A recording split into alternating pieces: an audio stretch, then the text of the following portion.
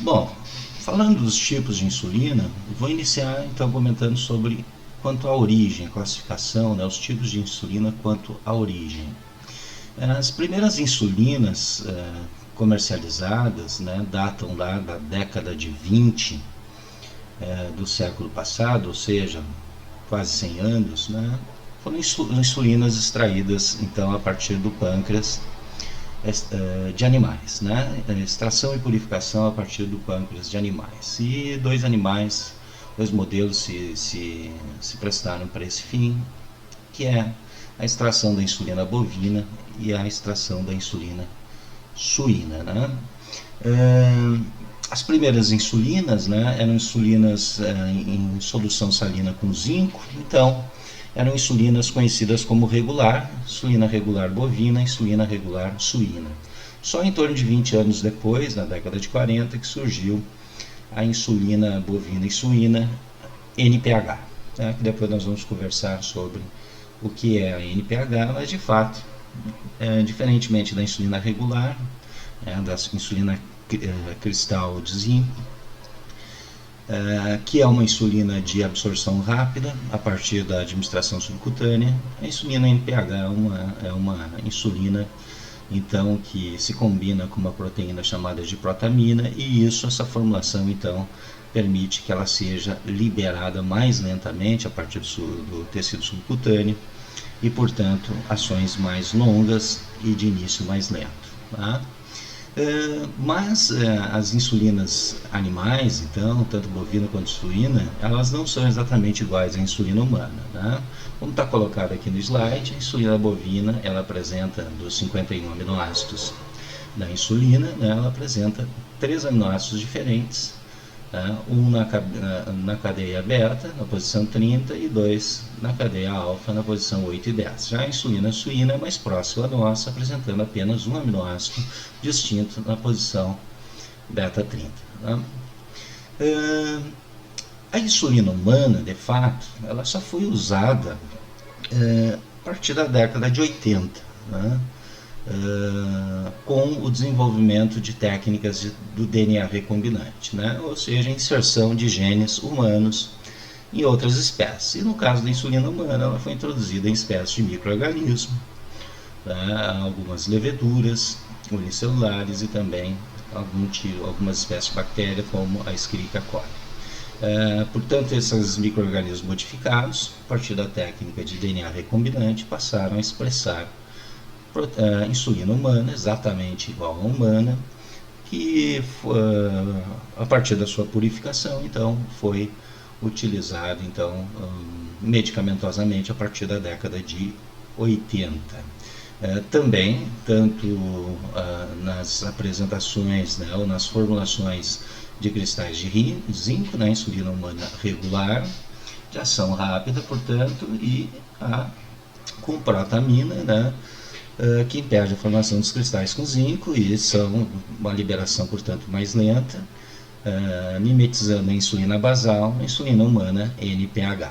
Né? E, claro, além de melhor compatibilidade, afinidade com os nossos receptores, melhor eficácia em termos de ação farmacológica, tem menos imunogenicidade, né, do que as insulinas animais, que passaram então hoje em dia praticamente a não ser mais utilizadas. É interessante falar também que, quanto à origem, nós temos insulinas humanas modificadas, né, geneticamente, então, a partir de pequenas alterações de genes pontuais, na verdade de genes não, de códons, né, da codificação da insulina, foi inserido então em micro-organismos uma sequência, né, que dá origem a análogos de insulina humana, com pequenas modificações em termos de posição e sequência de aminoácidos em relação, né, à insulina humana. Esses análogos de insulina humana, né, eles têm que ter, eles foram produzidos no sentido de alterar características farmacocinéticas da insulina humana, tá? Em relação à insulina humana, particularmente a velocidade de absorção e biodisponibilização da insulina a partir da administração subcutânea. Então foram produzidos, né, análogos de insulina humana com pequenas modificações na estrutura, insulinas conhecidas como ultra rápidas, né, que se biodisponibilizam de forma mais rápida do que a insulina regular, né? E também a primeira delas, né, o primeiro análogo humano foi a insulina lispro, né, que é a sigla de lisina e prolina. São dois aminoácidos que foram invertidos, né, na sequência original peptídica da insulina, né? E isso conferiu então uma rápida absorção da insulina lispro em relação à insulina regular, né, de forma que o início de ação delas ocorre quase logo após a administração, em torno de 5 minutos após a administração, enquanto que a regular ela ocorre em torno de 30 minutos após a absorção.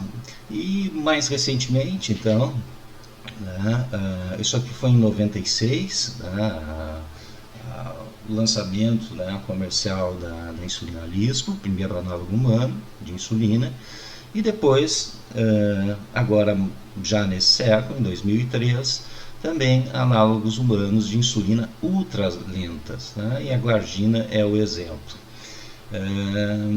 Aqui no caso houve uma diminuição da capacidade ou da velocidade de absorção do tecido subcutâneo para a circulação, permitindo então que ela tivesse uma liberação mais lenta e uma ação mais lenta do que a própria NPH, que já é considerada uma insulina lenta, na verdade é uma insulina agora considerada intermediária, né?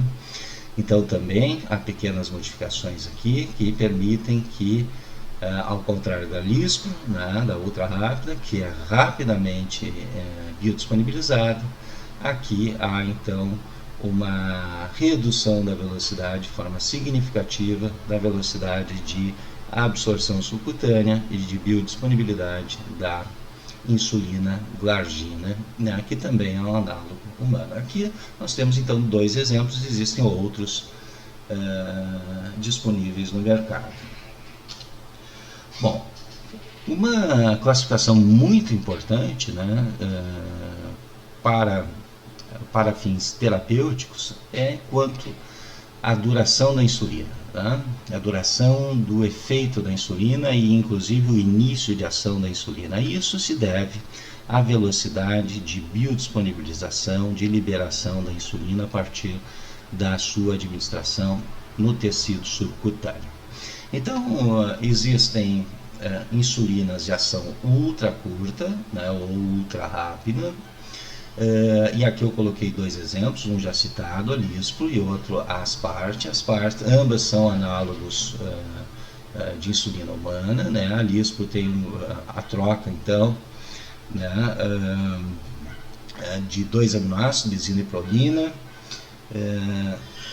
nas posições beta 28 e 29, e essa pequena alteração faz com que ela não forme cristais, ou diminua a capacidade de formar cristais em solução salina de zinco, né, ficando na forma monomérica e, portanto, se solubilizando em água e se biodisponibilizando rapidamente na circulação, né. E outro exemplo, a asparte aqui.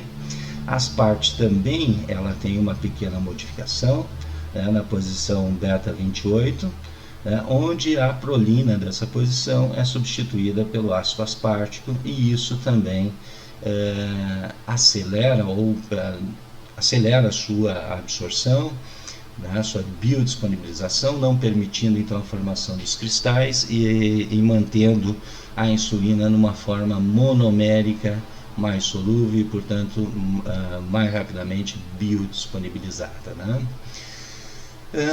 Classicamente, então, nós temos a insulina regular, né? A insulina humana regular, ela é uma insulina que, quando em solução salina com zinco, por isso que ela também é conhecida de insulina cristalina, ela forma cristais hexaméricos com o zinco, e a partir da sua administração subcutânea, esses cristais começam a se a liberar, se dissolver, portanto, em água e liberar de forma mais lenta que as ultras rápidas, curta ou ultra rápidas, mesmo considerando que a insulina regular ela já seja considerada uma insulina rápida, né?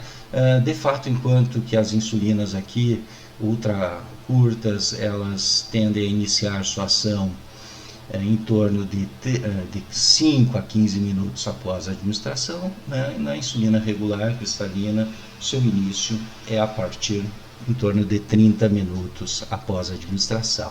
Claro que isso causa essa rapidez, né, do início da ação, dá uma certa flexibilidade ao diabético.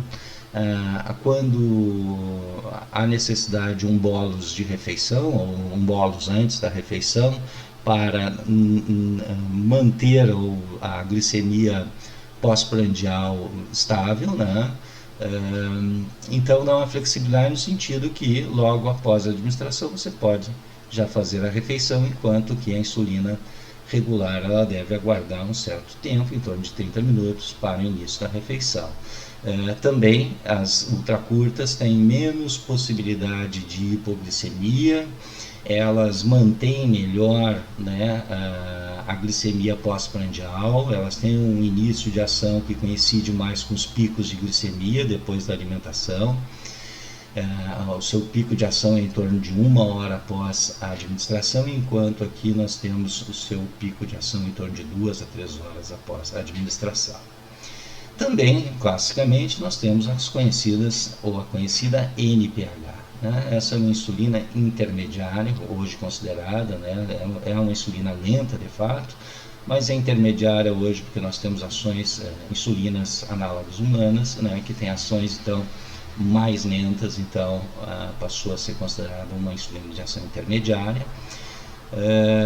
Ela é considerada então isófana, né? Uma insulina isófana porque ela se liga a uma proteína obtida a partir de peixes, de algumas espécies de peixe, chamadas de protamina.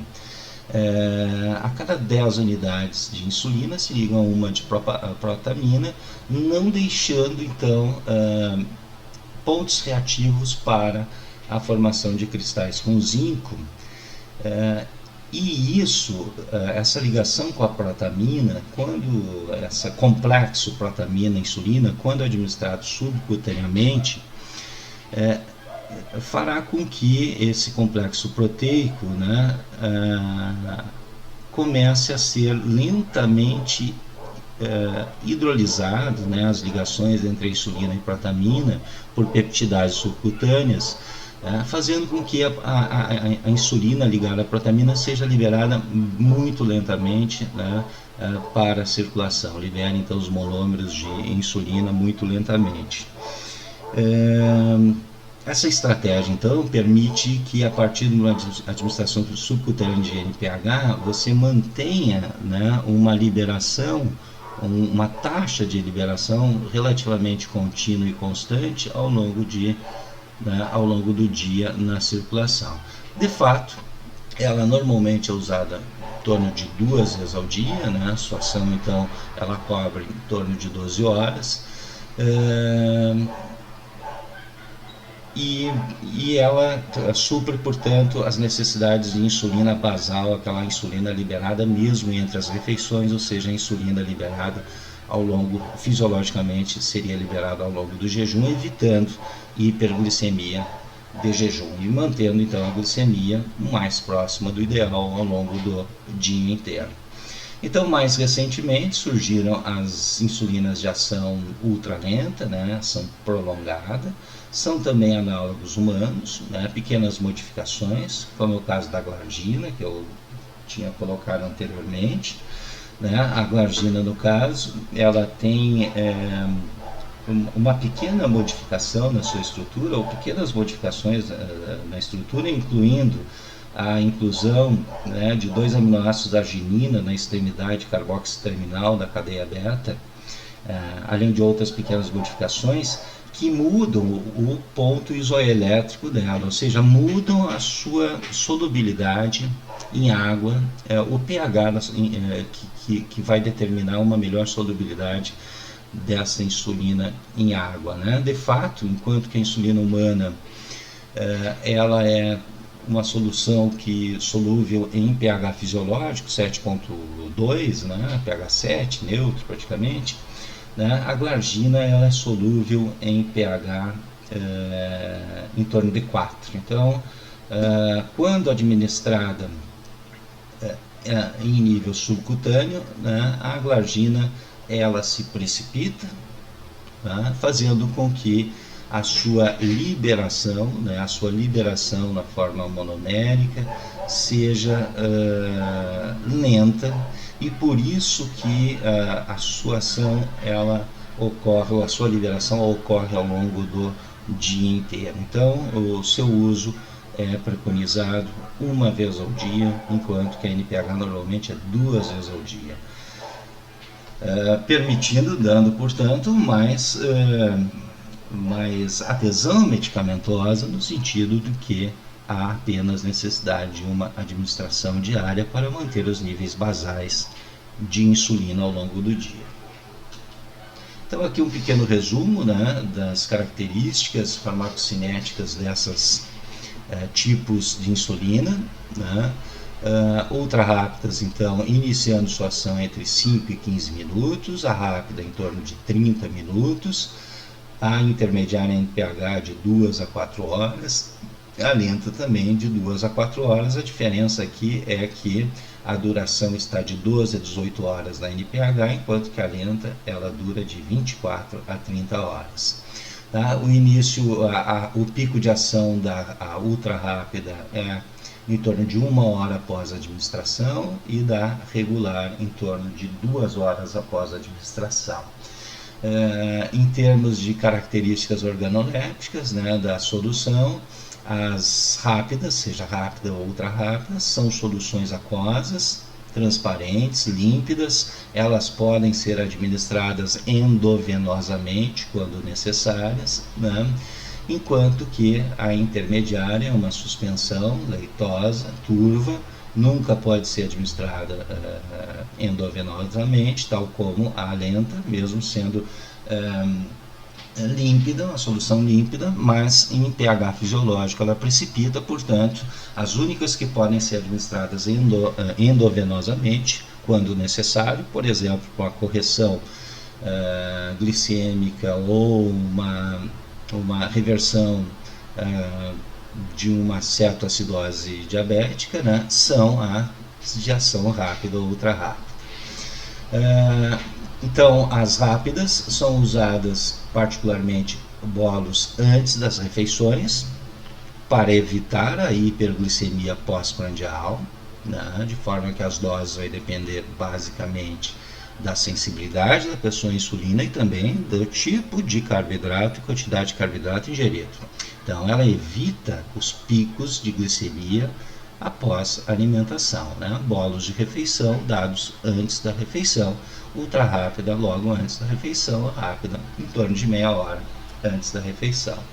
Enquanto que as lentas, então, enquanto que a NPH é usada normalmente 2 a 3 vezes ao dia, né? A lenta pode ser usada apenas uma vez ao dia, e elas suprem os níveis de insulina basal para manter então os efeitos da insulina mesmo entre as refeições, ou